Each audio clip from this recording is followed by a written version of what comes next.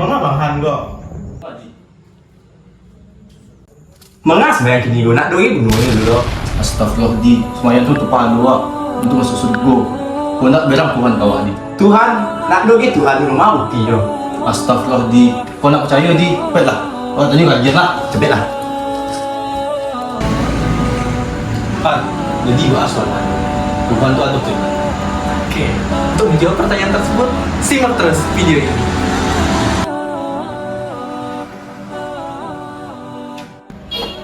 Nah, itulah pertanyaan-pertanyaan yang muncul apabila kita mempelajari perspektif positivisme. Apakah Tuhan itu nyata? Apakah Tuhan itu ada? Dan lain sebagainya.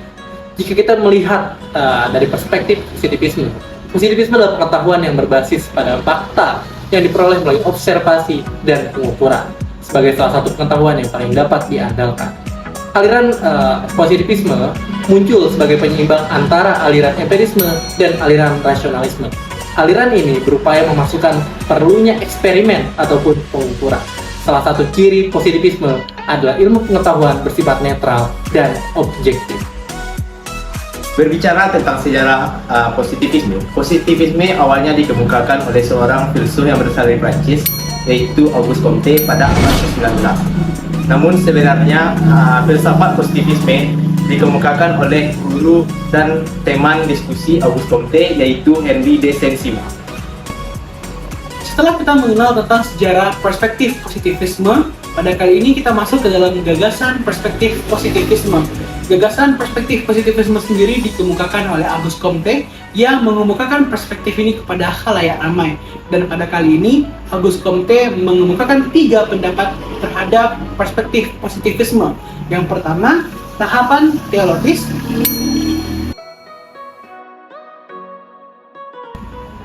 Yang kedua adalah tahapan metafisis.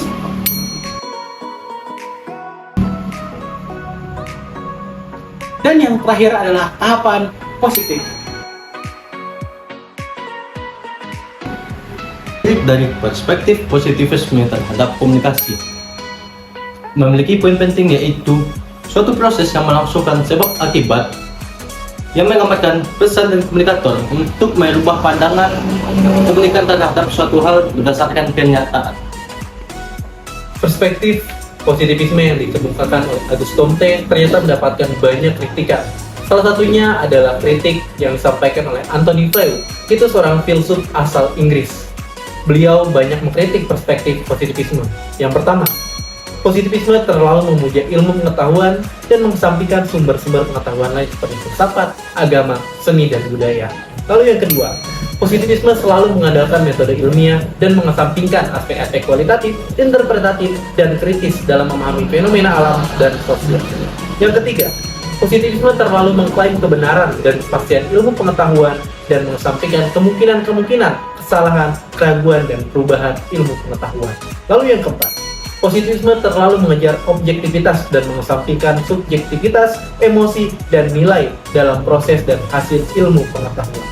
Lalu yang terakhir, positivisme terlalu memisahkan ilmu pengetahuan dari etika dan mengesampingkan tanggung jawab dan konsekuensi ilmu pengetahuan terhadap masyarakat dan lingkungan. Kalau aja lewat di ada Tuhan yang datang bawa kita. Nah, jadi teman-teman, kalau kita berbicara lagi tentang perspektif positivisme, maka tidak akan bisa bertemu dengan agama.